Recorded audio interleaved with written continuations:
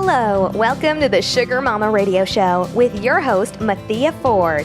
Every week, we talk about pregnancy, motherhood, and gestational diabetes topics, and answer your questions about all of the above.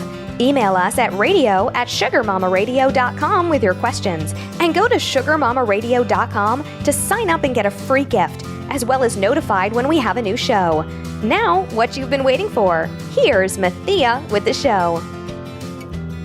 Hi there, this is Mathia Ford and with Sugar Mama Radio, and this is episode 3, and today I want to talk to you about what causes gestational diabetes. So you may be wondering, maybe you were tested for it and you're getting ready to go for your lab test and you just were searching a little bit, or maybe you already feel like you have it in your family and you're just not sure if you get pregnant, what might happen. So I want to talk to you today about what causes gestational diabetes. Again, these series of episodes is going to be all the different facets of gestational diabetes. And then I have calls on a biweekly basis. If you go to gestationaldiabetesinfo.com/call, you can find out when the next call is scheduled. And you also can go to gestationaldiabetesinfo.com. Lots of information, lots of articles, sign up for the email list. And you can also I have a course on Udemy coming. So go to gestationaldiabetesinfo.com/Udemy, UDEMY. And you can pick up that course. I'll have coupons available through the email and through my biweekly calls. So I hope you're able to jump on a call if you need to ask some questions. Otherwise, future episodes of this will be on the call and me either talking about a subject or answering questions. So let's get to the topic at hand. This week's topic, or today's topic, is about what causes gestational diabetes. So the exact cause or causes of gestational diabetes are not known. They don't know that if you do a specific thing that it causes you to have it. But they have what are called risk factors that can increase your chances of being diagnosed with it and having to manage it. As with any disease, risk factors are not a guarantee that you'll contract the disease. They just make it more likely that you'll get it. So it's that you have a 10% higher chance or you have a 20% higher chance. And I'm not going to get into all that, but I'm just going to talk about what some of the risk factors are that you will have control over and some of them you don't. So the fact that you're pregnant makes you, that would mean gestational diabetes. Although I do want to be clear that if you have diabetes prior to becoming pregnant, while you're pregnant, you have gestational diabetes, but it's not the same because you're obviously going to have diabetes after you have the baby. So if you had it before, you will have it after. But if you get it during the pregnancy, usually it resolves with the birth. And that's again what I talked about in the last episode related to the placenta and why it causes you to have problems. So, number 1, a family history of diabetes will increase your chance of developing gestational diabetes in pregnancy. So if you have family members that are close to you, or your mom or your dad or your brother and sister that have diabetes, you have a higher risk. The closer the relative is to you, first generation type thing, means the risk is increased. If your whole family suffers from diabetes, your own pancreas may not be able to produce the amount of insulin necessary while pregnant. So you're eating more food, you need more insulin because your body has to process more food, and if you have a tendency towards diabetes, your pancreas may not be able to manage as well. The pancreas is the organ in your body that makes the insulin that your body uses. So, and insulin is the hormone that works in your body to move the sugar, also known as glucose, which is usually what it's referred to when it's in your bloodstream to your cells so they can be used for energy. I like to think about it as a key that unlocks the cell and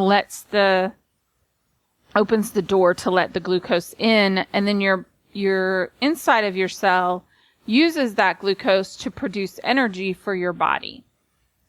The inability to make insulin combined with hormones released by the placenta can lead to diabetes in pregnancy. And I did talk a little bit about how that works in the previous episode. Another risk factor is women who are overweight or are considered clinically obese run a higher risk of being diagnosed.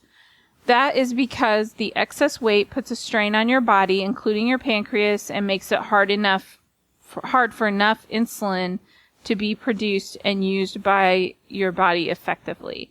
I personally had both those risk factors. My family members, my grandmother on my dad's side, and my brother and my mother all had diabetes. My mom had gestational diabetes when she was pregnant. And so that put me at a higher risk. And then I was clinically overweight on the edge of being obese for my pregnancies. So that added to it. And that excess weight puts a strain on your body. Your insulin works, and I talked about this in the last episode, but insulin works to either put the blood sugar into your body cells for use for energy or put energy away as fat. And that's the extra weight causes extra metabolic issues. So another risk factor is if you've had a previous baby with a higher than average birth weight, which is what usually happens to babies that are gestational diabetes, they tend to have that higher birth weight because they're putting it away as fat. You are considered at risk for your next pregnancy. And again, I had it with both my pregnancies. It's possible that if you had it in your first pregnancy, it might have went undiagnosed. So you may have not had a strong enough issue. Your pancreas may have been able to keep up in that first pregnancy, but then you go to your second pregnancy and your pancreas is like, I'm kind of getting tired. So it doesn't produce as well. Babies born to moms with diabetes in pregnancy tend to be larger unless your blood sugars are strictly managed and maintained with good control. So it's that extra weight that the baby can develop can make them harder to deliver, more likely to do a C-section, and that type of thing. Additionally, if you had diabetes in your first pregnancy, chances are very high that you'll get it again, and your doctor will likely check you earlier in the pregnancy. So they'll maybe check you at week 16 instead of week 24 through 26. Since there's no known cause, a woman may have all these risk factors or none and still get diabetes. So it is best to attend all of your prenatal appointments and your doctors, do all your tests that you're supposed to do so they can be on the lookout for any signs that you may have developed gestational diabetes. Now, again, I just want to reiterate that developing gestational diabetes is not the end of the world. You can have a perfectly healthy baby. And whether you have the risk factors or not, you could develop it. Or if you have all the risk factors, you might not develop it. So personal experience, I developed it with both my babies. It was easier to control than I thought it would be, just because with my son, I was hungry all the time, but I managed to, walk enough. And with my daughter, I was not that hungry. And I ended up actually losing weight, but still having the baby grow at the right rate. So if you're obese, you can actually not gain a whole lot of weight during your pregnancy and still have a healthy baby. But obviously that has to be managed closely by your doctor because you don't want to cause any harm. And it's not a time to lose weight while you're pregnant. So again, I just want to talk about today what causes gestational diabetes. I want to remind you that you can go to the website gestationaldiabetiesinfo.com/call and listen to our calls, find out when the next call is, or just keep listening. The episodes coming up. I do have several more episodes talking about different parts of gestational diabetes, and I look forward to talking to you again soon. Thanks.